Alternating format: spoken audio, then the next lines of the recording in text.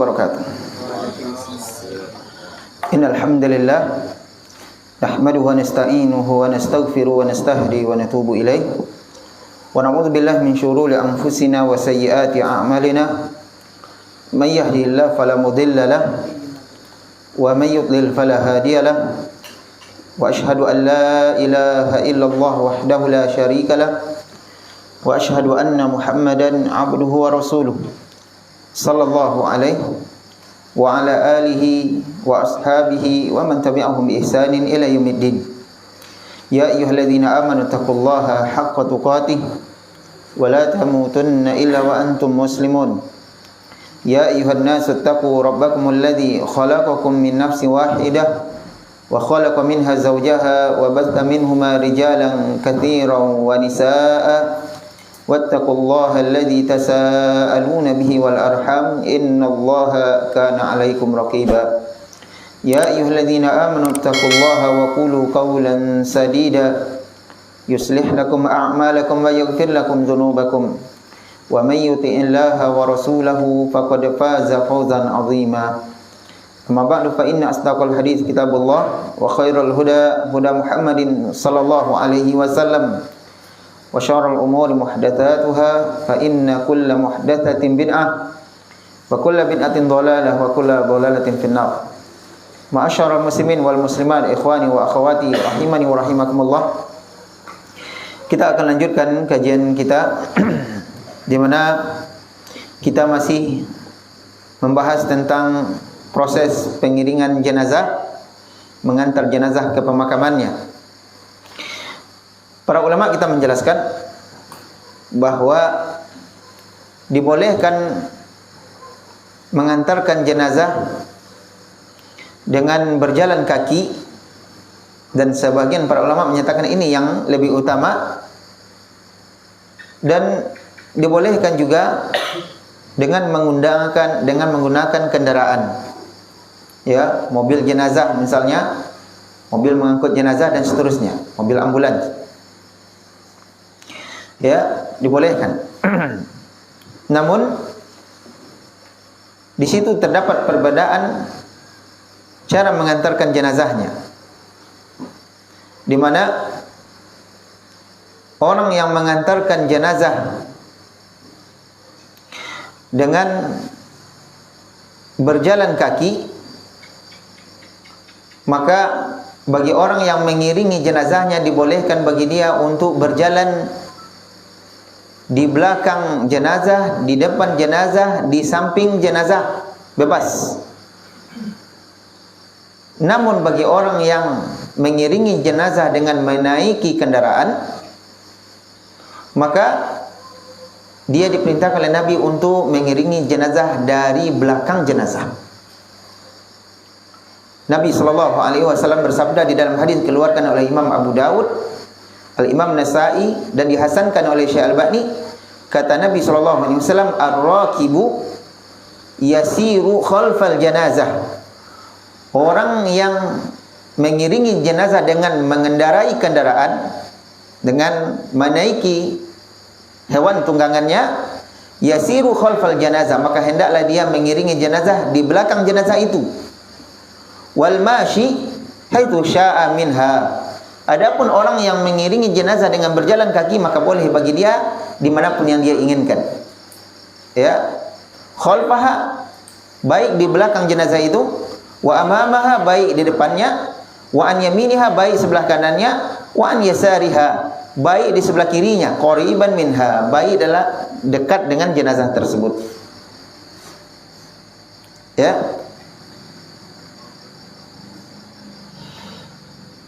Namun asar dari ungkapan Ali bin Abi Thalib radhiyallahu ta'ala an menyatakan bahwa tetap walaupun dibolehkan bagi orang yang mengiringi jenazah berjalan kaki untuk mengiringinya dimanapun yang dia inginkan, tetap yang afdal bagi dia mengiringi jenazah itu di belakangnya. Bagi orang yang berjalan kaki, lebih afdal bagi dia untuk mengiringi jenazah dari belakang si mayit ini. Apa kata Ali bin Abi Thalib? Al-mashiyu khalfaha, orang yang yang mengiringi jenazah dengan berjalan kaki di belakang si mayit afdalu minal masyi amamahu. Itu lebih afdal ketimbang orang yang mengiringi jenazah dengan berjalan kaki di depan si mayit. Ka fadli salatir rajuli fi jama'atin ala salatil fardh.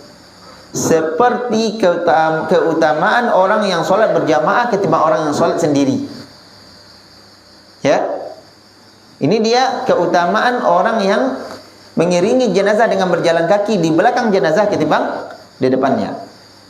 Athar ini disampaikan oleh Al-Imam Ibnu Abi Syaibah yang dihasankan oleh Syekh Albani dalam kitabnya Al-Ahkamul Janaiz. Baik. Kemudian tak kala kita melihat ada jenazah yang hendak lewat, tak kala kita melihat ada jenazah yang hendak lewat, yang melintasi kita, maka disunahkan bagi kita untuk berdiri.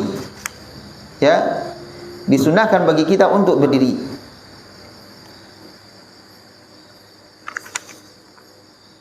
Sebagaimana hadis Nabi sallallahu alaihi wasallam yang dikeluarkan oleh Imam Bukhari dan Imam Muslim. Kata Nabi sallallahu alaihi wasallam, "Idza ra'a ahadukum janazatan fa illam yakun masyiyan ma'aha falyakum hatta yukhallifaha aw tukhallifuhu aw tudha'a." Apabila salah seorang di antara kalian melihat ada jenazah yang sedang digotong, dibawa ke pemakamannya, fa illam yakun masyiyan ma'aha, kalau sekiranya dia tidak termasuk orang yang mengiringi jenazah tersebut, falyakum, maka hendaklah dia berdiri hatta yukhallifaha, sampai dia terlewat dari jenazah tersebut atau jenazah tersebut terlewat darinya. Ya, atau jenazah tadi sudah diturunkan dari pundak orang yang membawanya, sudah diletakkan di bawah. Ya. Dalam riwayat yang lain Nabi SAW menyatakan, "Idza ra'aitumul janazah faqumu." Apabila kalian melihat jenazah, maka berdirilah. Nabi memerintahkan kita untuk berdiri. Disebutkan dalam hadis riwayat Bukhari dan Muslim, suatu ketika Nabi SAW sedang duduk dengan para sahabatnya, kemudian ada jenazah yang hendak dibawa ke pemakamannya. Kemudian Nabi SAW berdiri. Kemudian setelah lewat jenazah tersebut, para sahabatnya berkata kepada Nabi SAW, "Ya Rasulullah, sesungguhnya jenazah tadi adalah jenazahnya orang musyrik, bukan jenazah orang muslim." Apa kata Nabi SAW? "Alaysat nafsan." Bukankah dia juga manusia? Ya, bukankah dia juga manusia?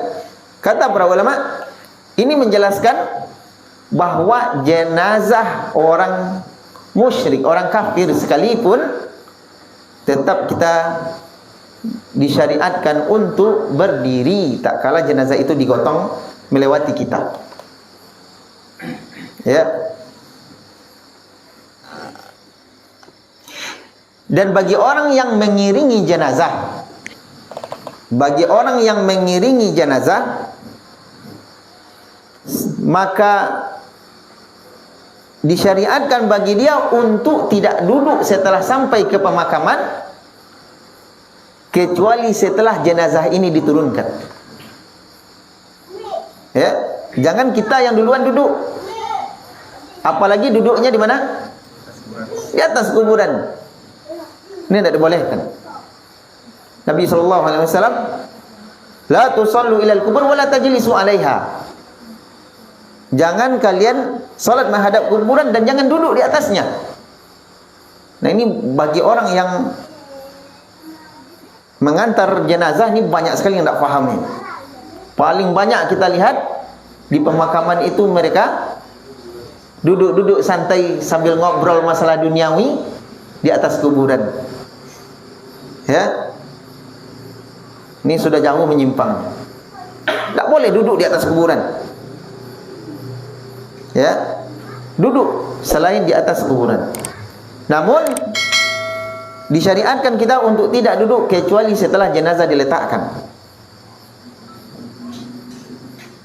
Kata Nabi SAW dalam hadis keluarkan Imam Bukhari dan Imam Muslim, "Idza ra'aitumul janazah faqumu, faman tabi'aha fala yaq'ud hatta tudha." Apabila kalian melihat jenazah yang sedang dibawa ke pemakamannya, maka berdirilah kalian. Maka bagi orang yang mengiringi jenazah itu, fala yaq'ud, maka jangan dia duduk hatta tudha, sampai jenazah itu ditaruh, diletakkan.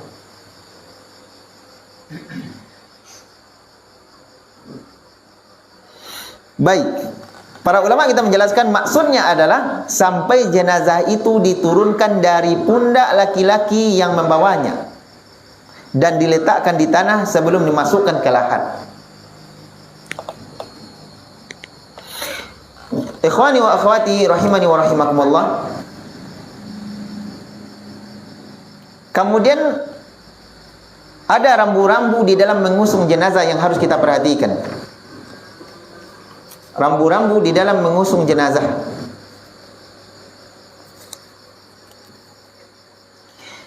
Kata Syekh Muhammad Al-Siduni Al-Albani, disyariatkan bagi orang yang mengusung jenazah untuk berjalan cepat ketika mengusung jenazah.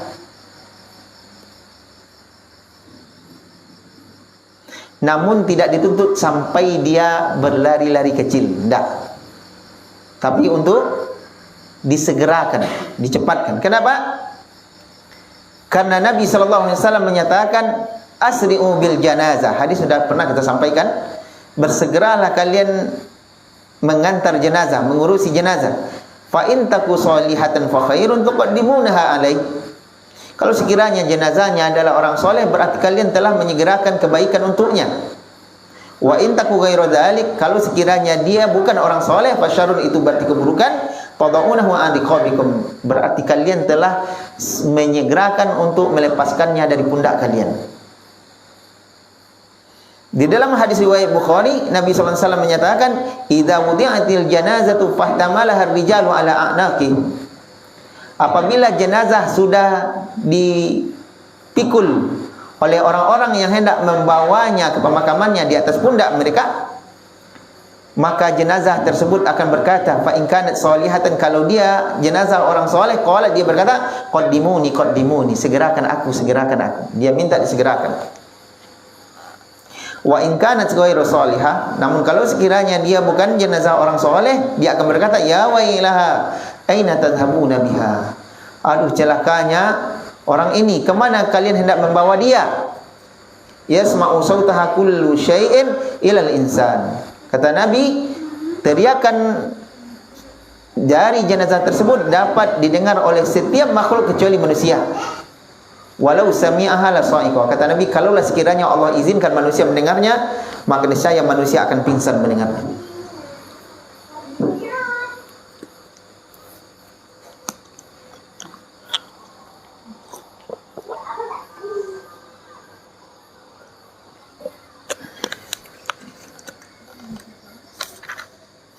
Kemudian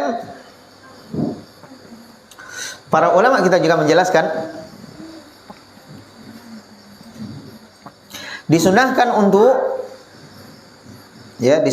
untuk membawa jenazah itu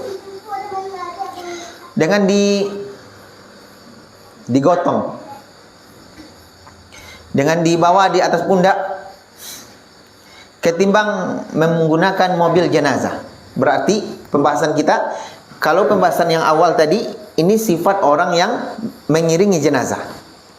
Apakah dia berjalan kaki atau menaiki kendaraan? Maka kedua-duanya boleh. Namun bagi orang yang mengiringi jenazah dengan menaiki kendaraan, hendaknya di belakang jenazah. Bagi orang yang berjalan kaki, boleh dimanapun, walaupun yang lebih afdal bagi dia tetap di belakang. Ini bagi orang yang mengendarai, yang mengiringi jenazah. Sekarang pembahasan kita adalah membawa jenazah, di mana disunnahkan untuk jenazah itu dibawa ke pemakamannya dengan digotong, ketimbang dengan menggunakan kendaraan. mobil ambulan misalnya dan seterusnya. Kenapa? Di antara alasan yang disebutkan oleh para ulama kita adalah karena hal itu akan lebih mengantarkan kepada maksud jenazah diantar ke pemakamannya. Ya. Maksudnya, tak kala jenazah diantar dengan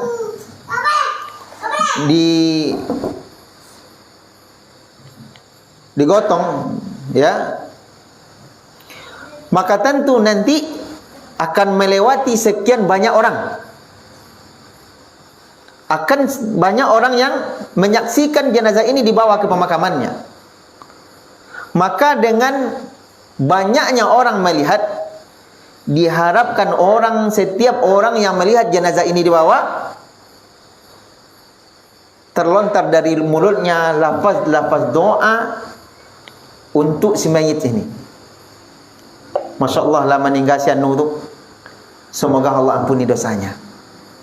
Masya Allah lah meninggal si anu tu, ambo tahu si anu tu orang taat, rajin beribadah ke masjid, semoga Allah gugurkan dosa-dosanya.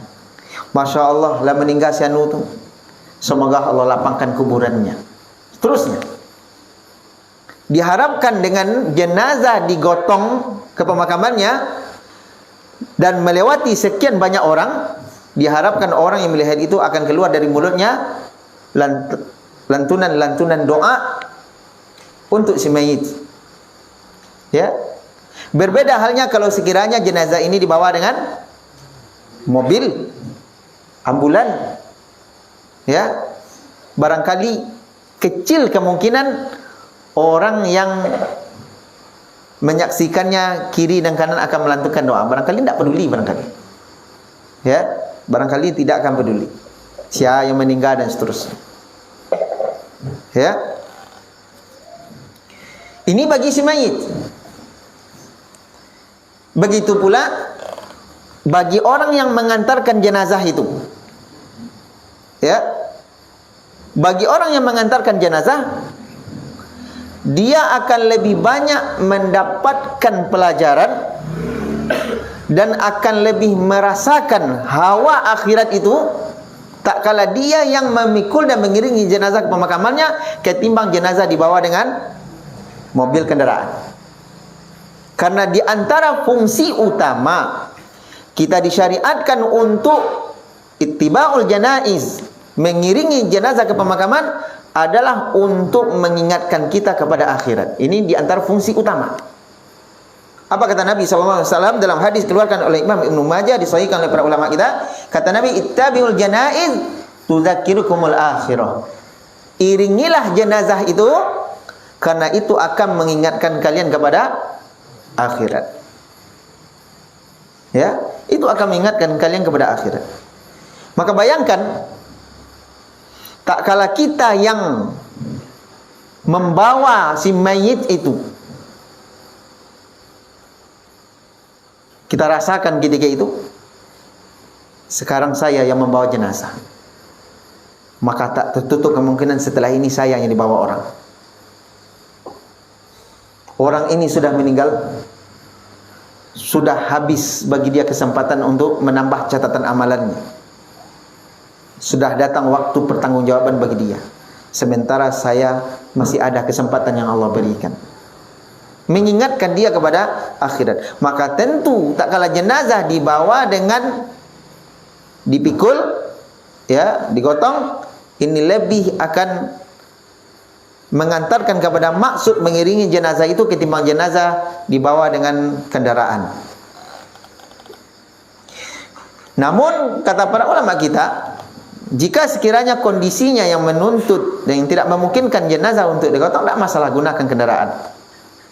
Seperti mungkin dalam kondisi hari hujan lebat, atau tempat pemakamannya jauh dari rumahnya, ya, maka tidak masalah menggunakan kendaraan.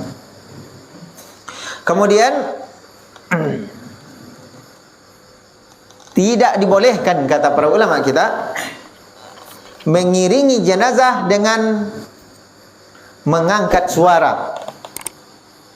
Tidak dibolehkan mengiringi jenazah dengan mengangkat suara, baik dalam bentuk zikir-zikir seperti lafaz tahlilan, la ilaha illallah dan seterusnya, ataupun dalam bentuk ratapan, tangisan. Ya. Apa kata Syekhul Islam Ibn Taimiyah dalam kitabnya Majmu' Fatawa? La yustahabbu raf'us sauti ma'al janazah. Tidak disyariatkan, tidak dianjurkan untuk mengangkat suara tak kala mengiringi jenazah. La bi qiraatin, tidak dengan membaca Al-Qur'an, wala zikrin, tidak pula dengan membaca zikir, wala ghairu dzalik, dan tidak pula dengan bacaan yang lain. Hadza mazhabul a'immah al-arba'ah. Dan inilah pendapatnya mazhab imam yang empat, imam mazhab yang empat. Wa huwal ma'thuru 'anis salaf minas sahabah wat tabi'in. Dan inilah pendapat yang ada dari kalangan salaf, para sahabat Nabi dan para tabi'in. Wala a'lamu fihi mukhalifan. Dan saya tidak mengetahui di situ ada perselisihan, kata Syekhul Islam Ibn Taimiyah. Wa qala, kemudian dia berkata, wa qad ittafaqa ahlul ilmi bil hadits wal athar anna hadza lam yakun ala ahdil quruni tsalatsa al mufaddalah. Dan telah sepakat para ulama bahwa berdasarkan hadis dan athar dari para sahabat bahwasanya ini mengangkat suara ketika mengiringi jenazah tak pernah ada pada kurun yang tiga, generasi sahabat, generasi tabi'in, dan generasi tabi'ut tabi'in. Berarti termasuk dari kekeliruan yang kita lihat pada saat sekarang ini, di beberapa tempat tak kala jenazah diantarkan pemakamannya dengan diiringi dengan tahlilan, ya, apalagi diiringi dengan ratapan. Ya.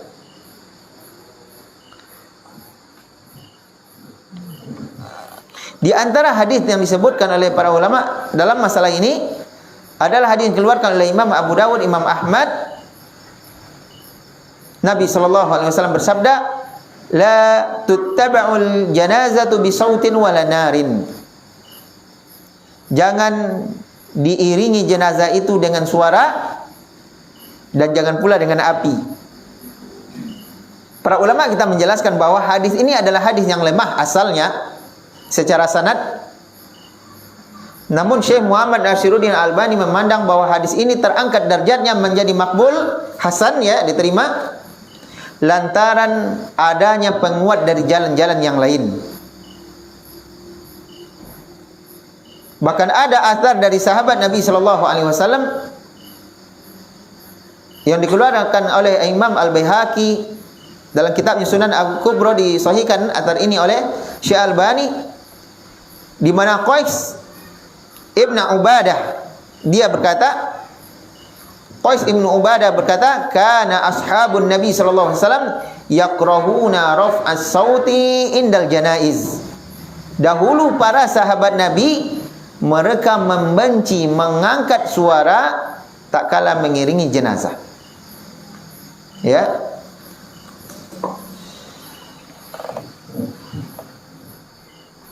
Bapak Ibu rahmati Allah Subhanahu wa taala. Al-Imam An-Nawawi dalam kitabnya Al-Adhkar menyebutkan, Imam Nawawi adalah ulama bermazhab Syafi'i, menyatakan, wa'lam, ketahuilah, anna as-shawab al-mukhtar ma kana alaihi salaf radhiyallahu anhum as-sukutu fi halis sayri ma'al janazah. Kata Imam Nawawi, ketahuilah bahwasanya pendapat yang benar yang di atasnya para salaf, para sahabat Nabi sallallahu alaihi wasallam adalah diam di saat membawa jenazah ke pemakamannya. fala yarfa'u sautan bi qira'atin wala dzikrin wala ghairi dzalik. Maka tidak boleh mengangkat suara atau dengan membaca atau dengan membaca zikir atau dengan bacaan yang lain. Wal hikmatu fihi zahirah. Adapun alasan dari semua itu, kata Imam Nawawi, sangat jelas sekali. Wa hiya annahu askana li hatirihi wa ajma'a li fakrihi. Karena itu akan lebih menenteramkan pikirannya dan akan lebih membuat dia bisa berkonsentrasi fi ma yata'allaqu bil janazah, tentang perkara yang berurusan dengan si mayit ini. Wa huwal matlub fi hadzal hal. Dan inilah yang dituntut dalam kondisi seperti ini. Fa hadza huwal haq.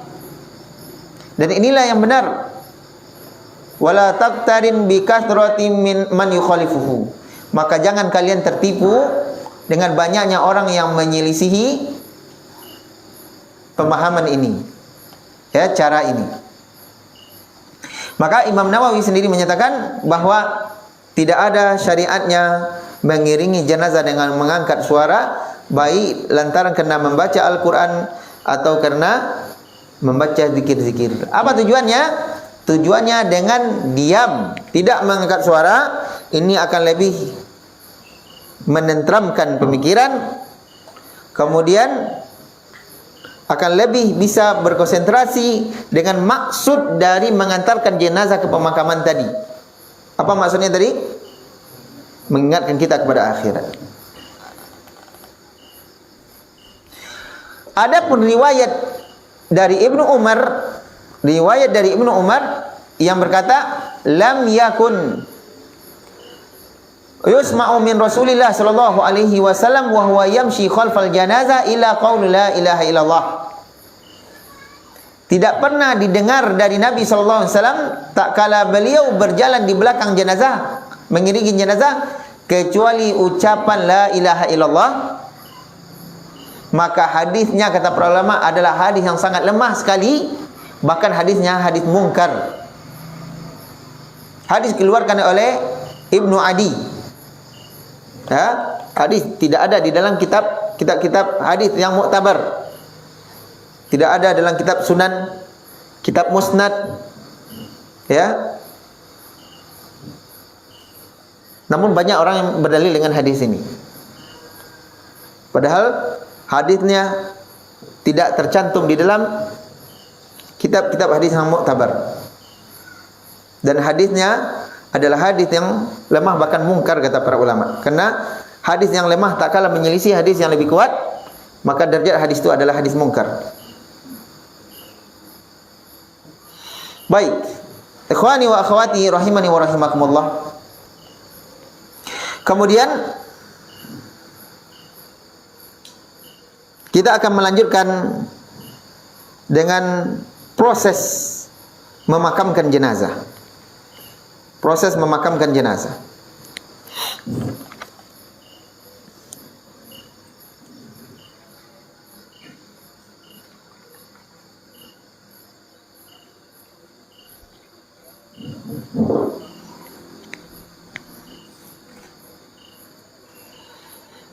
Para ulama kita menjelaskan bahwasanya proses pemakaman jenazah, menguburkan jenazah, itu tidak hanya ada pada umat Islam. Bahkan syariat ini sudah ada dari semenjak dahulu. Dan para ulama kita menjelaskan asal muasal orang meninggal, si mayit atau jenazah itu dimakamkan, dikuburkan, ini asal muasalnya adalah tak kalah proses pemakaman putranya Nabi Adam, Habil, yang dibunuh oleh saudaranya si Qabil. Ini awal mulai prosesnya, di mana Allah Subhanahu wa taala menceritakan di dalam Al-Quran, di dalam surat Al-Maidah ayat 31. Ya. Allah menyatakan, فَبَعَثَ اللَّهُ غُرَابًا Kemudian Allah mengutus seekor burung gagak yang menggali tanah untuk diperlihatkan kepada si Qabil yang membunuh si Habil tadi. Jadi si Habil dibunuh oleh si Qabil. Kemudian si Qabil tidak tahu apa yang harus dia perbuat terhadap jenazah saudaranya ini, si Habil. Maka Allah Subhanahu wa taala mengutus burung gagak, ya, yang dilihat oleh si Qabil. Burung gagak ini sedang menggali-gali tanah, menguburkan temannya atau saudaranya tadi.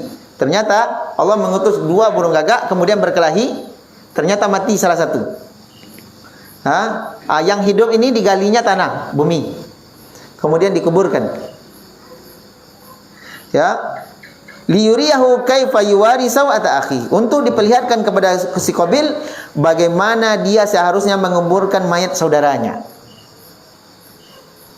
Qala ya wailata a'ajaztu an akuna mithla hadzal ghurab fa wariya sawata akhi fa asbaha minan nadimin.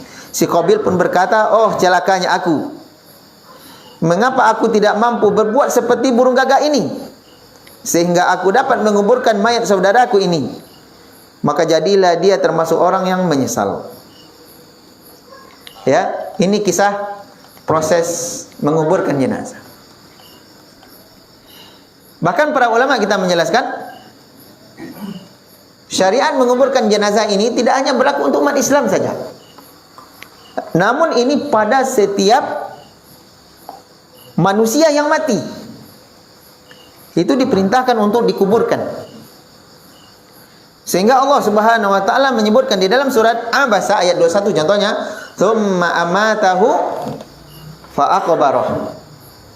Ya, kemudian dia mewafatkannya, mematikannya, fa aqbarah, lalu menguburkannya.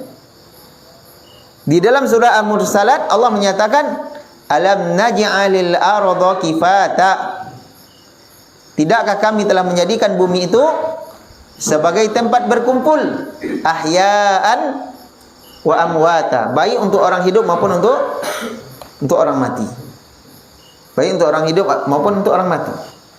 Ya, surah Al-Mursalat ayat 25 sampai ayat 26. Maka ini menjelaskan bahwa setiap orang yang mati, baik dari kalangan orang muslim maupun dari non muslim, itu diperintahkan untuk dikuburkan. Sehingga disebutkan di dalam hadis dikeluarkan oleh Imam Ahmad, di tak kala perang Badar selesai, maka Nabi SAW memerintahkan para sahabat untuk ikut menguburkan 24 tokoh Quraisy yang meninggal ketika itu. Abu Jahal, Utbah bin Rabi'ah, Umayyah bin Khalaf dan seterusnya. Ya, tokoh-tokoh besar kufar Quraisy yang meninggal di perang Badar itu. Maka para sahabat menyeret jenazah-jenazah orang kafir tersebut dan membuangnya ke dalam sumur tua yang buruk, ya, dan busuk, kemudian menimbunnya dengan tanah dan batu. Baik, ikhwani wa akhwati rahimani wa rahimakumullah, walaupun jenazah orang kafir juga diperintahkan untuk dikuburkan, namun walaupun demikian kita lihat ya, ada agama yang kalau dia mati dibakar, ya kan? Nah, ini mereka menentang fitrah sebetulnya ini, ya. Walaupun disyariatkan untuk jenazah orang kafir itu dikuburkan, namun kata para ulama, tetap tidak dibenarkan jenazah orang kafir dikuburkan di pemakaman kaum muslimin. Dan begitu pula jenazah orang muslim jangan dimakamkan, dikuburkan di pemakaman orang kafir. Di antara alasan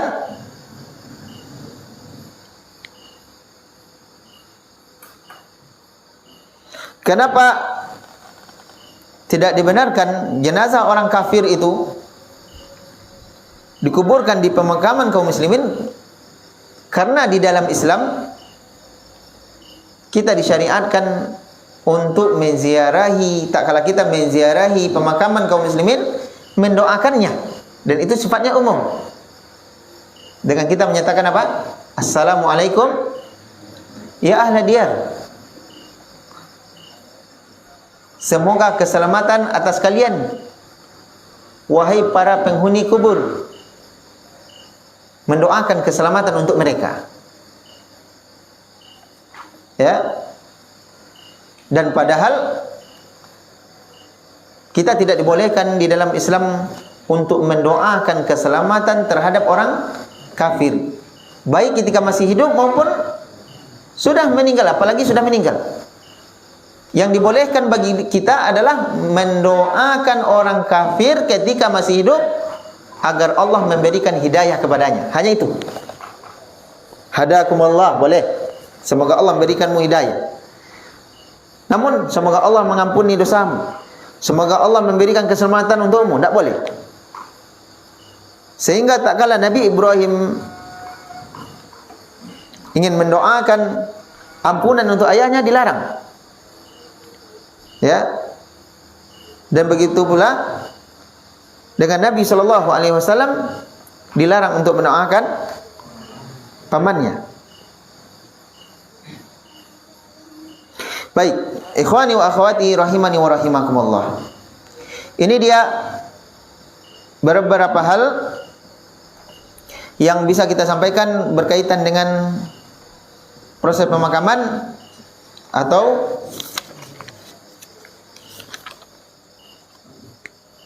proses pemakaman. Besok kita langsung membahas tentang rambu-rambu dalam menggali kuburan, insyaallah taala. Rambu-rambu di dalam menggali kuburan.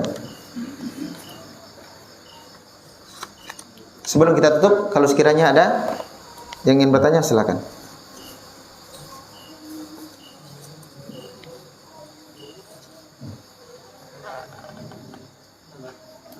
Ya.